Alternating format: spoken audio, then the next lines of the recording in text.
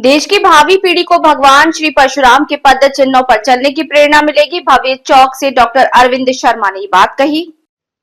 पर्यटन और सहकारिता मंत्री डॉक्टर अरविंद शर्मा ने पिहोवा में भगवान श्री परशुराम चौक का किया उद्घाटन। चौक के निर्माण पर खर्च हुआ करीब 50 लाख का बजट पिहोवा के सौंदर्यीकरण में चार चांद लगाएगा। भव्य चौक कैबिनेट मंत्री ने विकास कार्यों के लिए 11 लाख रुपए की अनुदान राशि देने की घोषणा की। पिहोवा 20 मार्च। हरियाणा के सहकारिता और पर्यटन मंत्री डॉक्टर अरविंद शर्मा ने कहा कि देश की भावी पीढ़ी को पिहोवा में बनाए गए भगवान श्री परशुराम चौक से प्रेरणा मिलेगी। इस चौक से भगवान श्री परशुराम के आदर्शों पर आगे बढ़ने के लिए युवाओं को आत्मबल मिलेगा। इतना ही नहीं, ये भव्य चौक तीर्थ नगरी पिहोवा के सौंदर्यीकरण में भी चार चांद लगाएगा। पर्यटन मंत्री डॉक्टर अरविंद शर्मा ने शुक्रवार को पिहोवा के नगरपालिका की तरफ से आयोजित कार्यक्रम में बोल रहे थे। इससे पहले कैबिनेट मंत्री डॉक्टर अरविंद शर्मा ने पिहोवा में नगरपालिका की तरफ से भगवान श्री परशुराम चौक का उद्घाटन किया। इस दौरान कैबिनेट मंत्री डॉक्टर अरविंद शर्मा ने विकास कार्यों के लिए 11 लाख रुपए की अनुदान राशि देने की घोषणा की है। इससे पहले कैबिनेट मंत्री डॉक्टर अरविंद शर्मा ने मां सरस्वती मंदिर में माथा टेका और विधिवत रूप से पूजा अर्चना की। कैबिनेट मंत्री ने कहा कि तीर्थ नगरी पिहोवा में बनाए गए भगवान श्री परशुराम चौक से युवा पीढ़ी को आगे बढ़ने की प्रेरणा मिलेगी। इस तीर्थ नगरी में हर वर्ष देश विदेश में लाखों श्रद्धालु पहुंचते हैं और इस चौक की भव्यता और सौंदर्यीकरण की अनूठी छाप ये पर्यटक अपने अपने गृह क्षेत्र में लेकर जाएंगे। उन्होंने कहा कि मुख्यमंत्री नायब सिंह सैनी की नीतियों के कारण हरियाणा प्रदेश में लगातार पर्यटन के क्षेत्र में कार्य किए जा रहे हैं और हर चिन्हित क्षेत्र को पर्यटन के हिसाब से विकसित किया जा रहा है।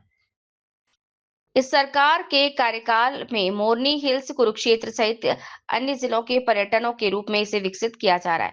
सरकार की इन योजनाओं से प्रदेश में लगातार पर्यटकों की संख्या में इजाफा हो रहा है।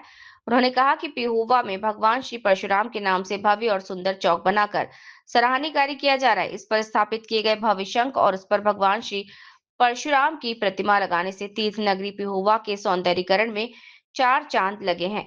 उन्होंने कहा कि प्रदेश सरकार ने सरस्वती नदी के पानी के बहाव की को पिहोवा तक तेजी से चलाने का कार्य किया जाएगा। पिहोवा ड्रेन को सरस्वती ड्रेन घोषित किया जाएगा और मुख्यमंत्री की घोषणाओं में पिहोवा मुख्य मार्ग को 4 लेन करने का कार्य जल्द शुरू किया जाएगा।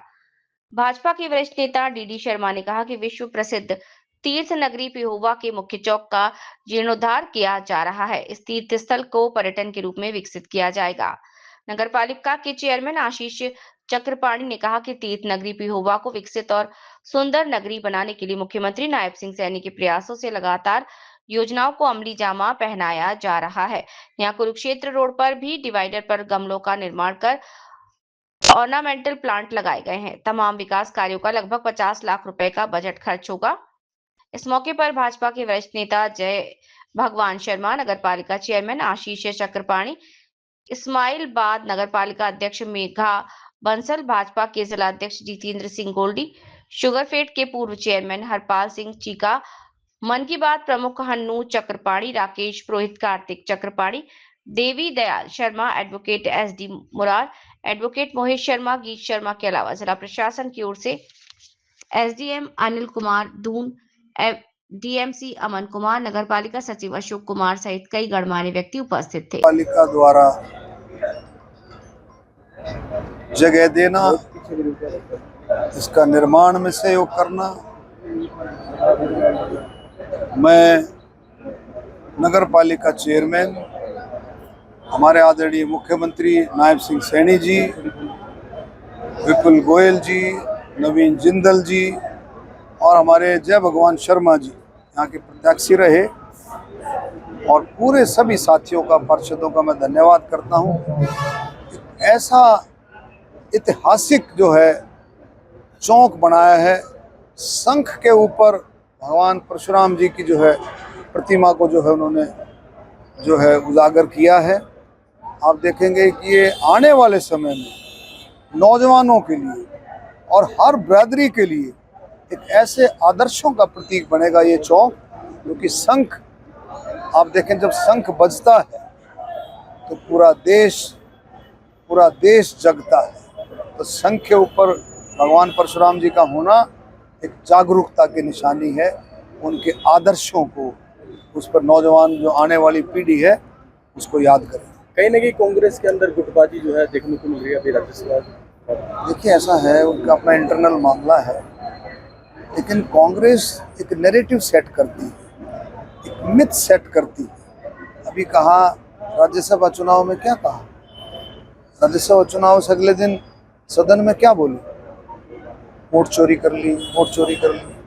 लेकिन जिसको इस प्रोसेस का पता है, जिसको इस प्रोसेस का पता है, राज्यसभा चुनाव वाली प्रोसेस का, उसमें जब विधायक अपना वोट कर लेता, टिक कर लेता है, तो उसके बाद अपने एजेंट को दिखाता है, सिर्फ अपने एजेंट को दिखाएगा। कांग्रेस का एजेंट कौन थे?